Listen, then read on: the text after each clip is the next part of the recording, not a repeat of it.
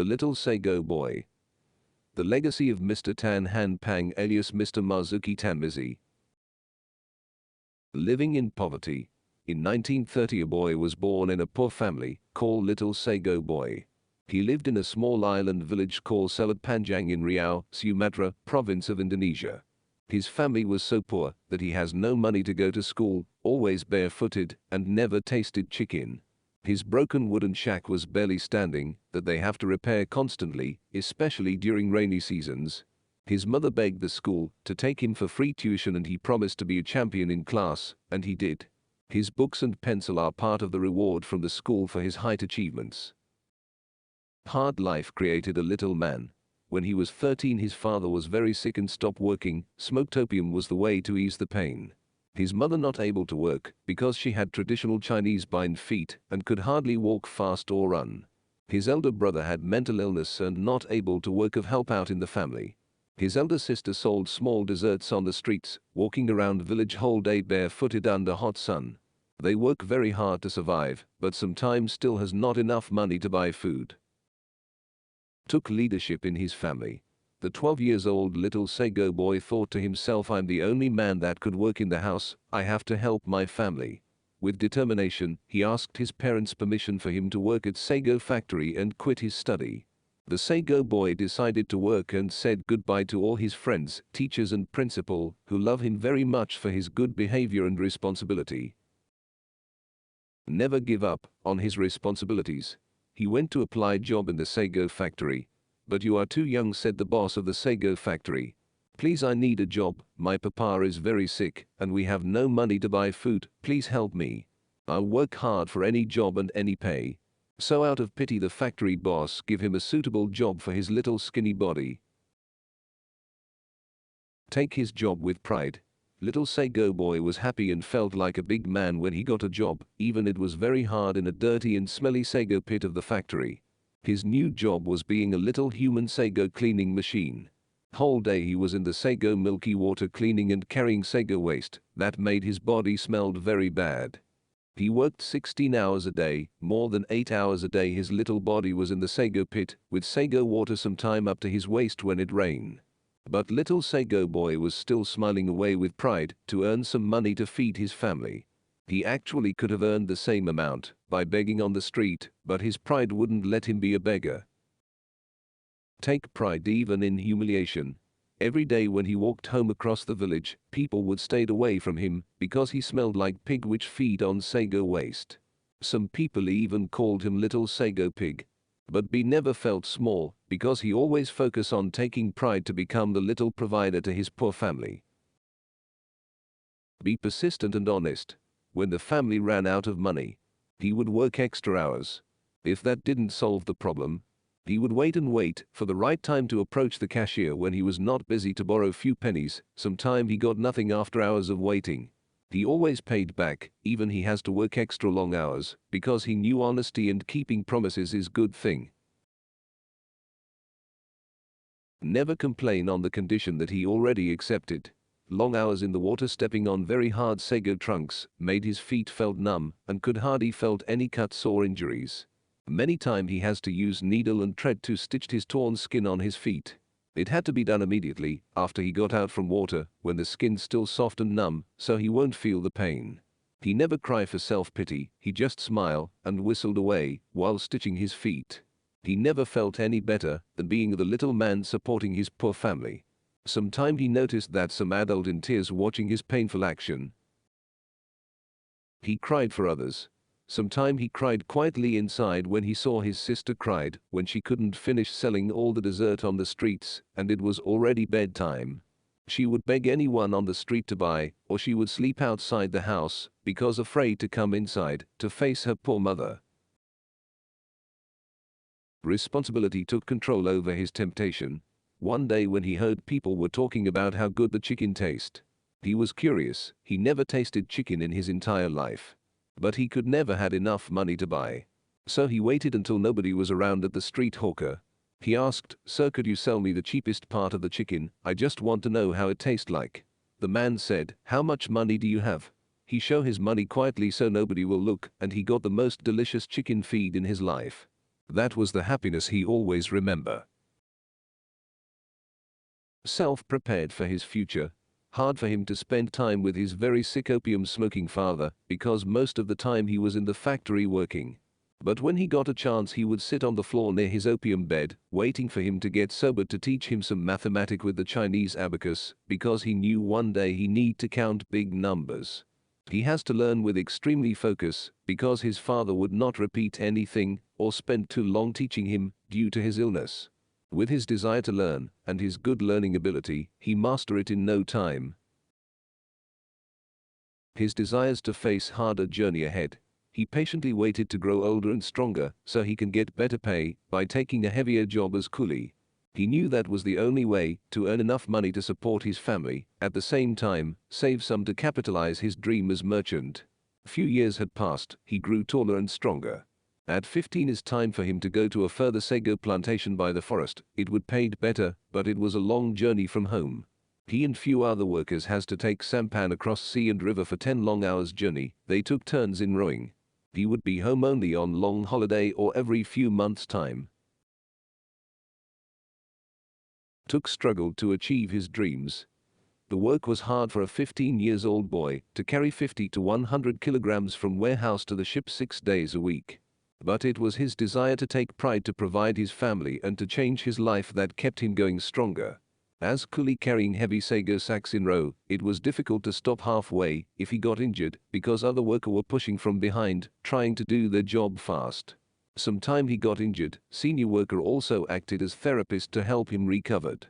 There was no doctor in the plantation, for heavy injuries needs to go back to the village doctor with 10 hours journey. Being humble to take humiliation. One day, a senior worker was too old to work and need to retire. He asked the Sago boy to help him to calculate his salary that the company owed him. He was very happy to help and went to the company cashier to borrow an abacus. When he was done, on the way returning the abacus to the office, he met his angry boss. Although he had explained that he had the cashier permission to use the abacus, but the angry boss was very abusive and told him, "You are just a coolie, you have no right to touch anything in the office. You are a sago pig and will always be." Never be afraid to make improvement for others. When he was 19 years old, he got married to a girl from poor family by matchmaking. He knew he couldn't afford a rich girl next door he actually loved. From being humiliated and bullied, he knew he had to get out of poverty and make it to become someone who is able to help more people like him. He wanted to help other workers to have more rights.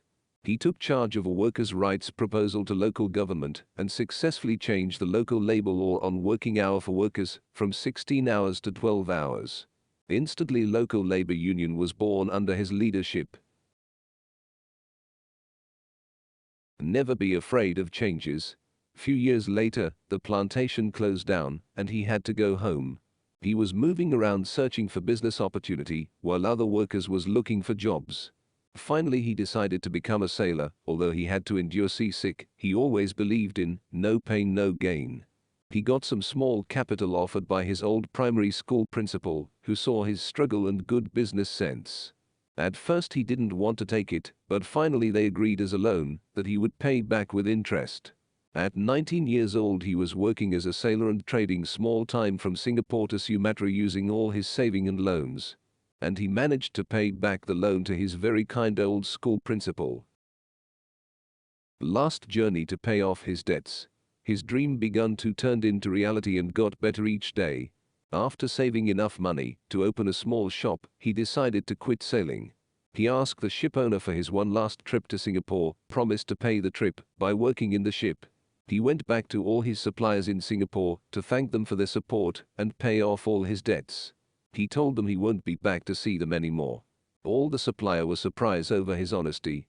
Never before when sailors stopped working they ever came back to pay their debts. His honesty began to attract attentions as a trusted ambitious young man. The merchant community got together and decided to support him. Honesty became his greatest foundation. The clan leader in Singapore's old Chinatown was very moved by the news and immediately invited him for a dinner before he sailed home. The clan leader invited all merchants to introduce the most trustworthy honest young man he ever met. The Sago boy now became a respected young man seated beside the most powerful clan leader called Tycho. That made many curious guests wonder who he was. On the dinner they asked him what was his plan. He said, "I wanted to open a small shop. I'll send someone to buy from you." They replied, "No, that cost too much for you. We will send all your needs to you instead. You don't have to pay us until it's sold. We'll send our staff to help you every month to check your inventory and make settlement." The next day, every shops he passed invited him to order whatever he wanted, and they will send to him on consignment base. Stay consistent and see further. His business became very competitive. He became wholesale supplier throughout the country. His vision grew further and he saw endless possibilities. He wanted to explore new opportunities. He knew that he could do inter-island trading including local commodities like rubber and rice, but he needed to have a ship. He began to build a wooden cargo ship to carry cargo to his buyer in Java and brought local commodity and products back to Sumatra, his home base. Then some he could export them to Singapore, like Javanese batik and handicrafts to the old Ck Ang, when it was still a small shop during those days. By the age of 21 he was successful trader, could provide home for his mother and sisters. We should never look down at anyone. One day when he was at shipyard watching his ship under construction, he saw an old man walking towards him. He thought the old man looked familiar. But the man looked down, tried to hide his face and avoided looking at him.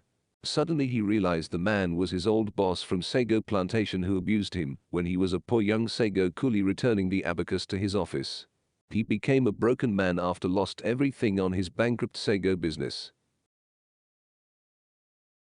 Exploring new opportunities. After a few years as trader, he explored from city to city. In 1967 he moved to Jakarta, the capital city. Finally he found new opportunity in timber logging.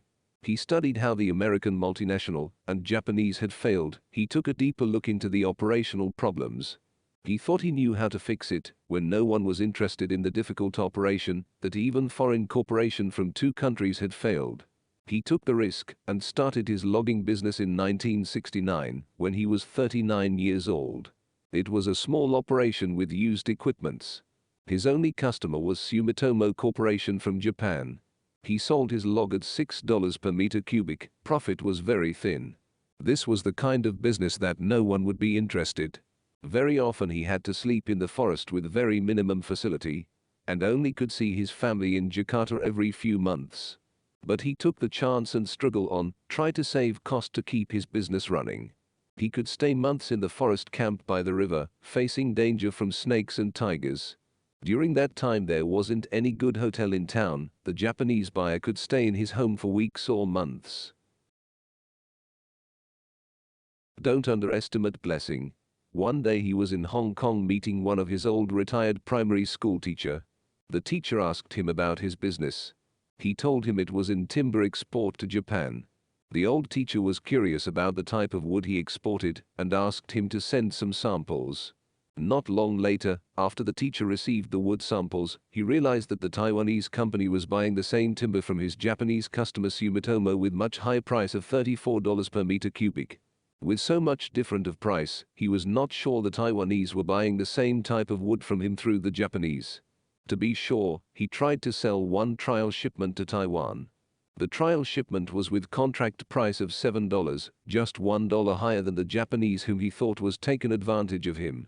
Innocently, without any political knowledge, he prepared the shipment to Taiwan. That later he found out Indonesia and Taiwan has no legal trade relation. His shipment will never leave for Taiwan and no payments allowed from any Taiwanese banks.